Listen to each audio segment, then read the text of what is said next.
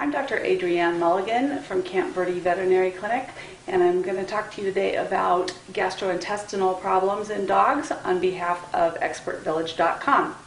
Now, there are 2 or 3 ways that a dog can have gastrointestinal upset. One is they can vomit and only vomit, but still have normal stools or no stools. They can have diarrhea with no vomiting, or they can have a combination of the two, vomiting and diarrhea.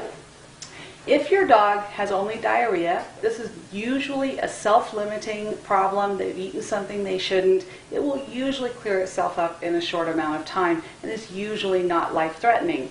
One exception to this is if the diarrhea is red and brown, kind of like chocolate cherry milk. If it looks like that, or if it's very, very bloody, then that might be an emergency that needs to get seen right away.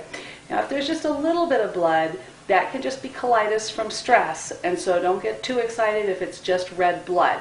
When I'm talking about red, it usually looks like brown diarrhea, but just has a red tinge all through it. That's more serious. But red like blood isn't necessarily so serious. Call your veterinarian and ask. But at any rate, you can help any dog with diarrhea by giving them Imodium AD. And Imodium AD, this is a generic brand, but Imodium AD is actually loperamide hydrochloride, and it comes in 2 milligram caplets or capsules, and you want to give this at about the rate of, for a big dog, you would start with 2 and follow up with 1 every 6 hours until the diarrhea stops, and that's usually all within a 24-hour period. The diarrhea should stop pretty quickly.